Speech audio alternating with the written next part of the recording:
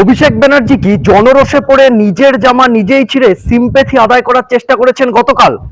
প্রথমে ভিডিওটি দেখুন।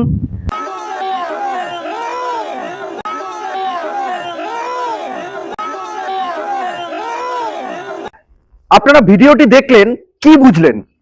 আমি জানি না, উত্তরটি আপনাদের কাছে আশা করব। অভিষেক ব্যানার্জি জনরোষে পড়ে সিম্প্যাথি আদায় করার জন্য নিজের জামা কি নিজেই ছিঁড়লেন? ভিডিওটি দেখে কি বোঝা যাচ্ছে? গতকাল মমতা ব্যানার্জি বেলভিউ থেকে বেরোনোর পর অ্যাকচুয়ালি অভিষেক ব্যানার্জিকে দুটো হাসপাতালে ফিরিয়ে দিয়েছে, অ্যাপেলো বেলভিউ, কেননা তার গুরুতর কিছু হয়নি।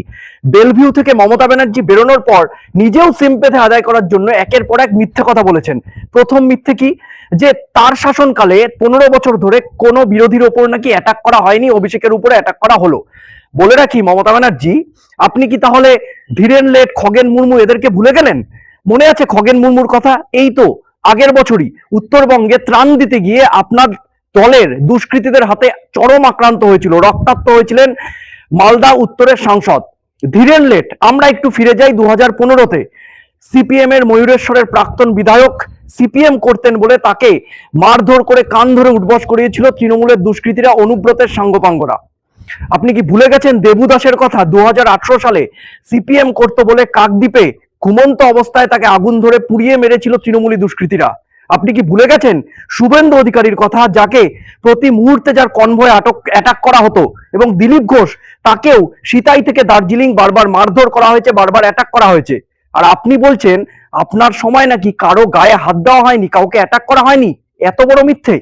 আপনি বলেছেন রানী রাসমণি রোডে আপনি প্রোগ্রাম করতে যাবেন, সেই প্রোগ্রামের অনুমতি বিজেপি সরকার আপনাকে দেয়নি, পুলিশ প্রশাসন আপনাকে দেয়নি। আর আপনি তৎকালীন বিরোধী দলনেতা শুভেন্দু অধিকারী 104 বার পারমিশন নিয়েছিল গত 5 বছরে হাইকোর্ট থেকে, কেননা আপনার পুলিশ প্রশাসন সেই সময় পারমিশন দেয়নি বলে। এখন সিম্প্যাথি কার্ড বা ভিকটিম কার্ড খেলে কোনো লাভ আছে?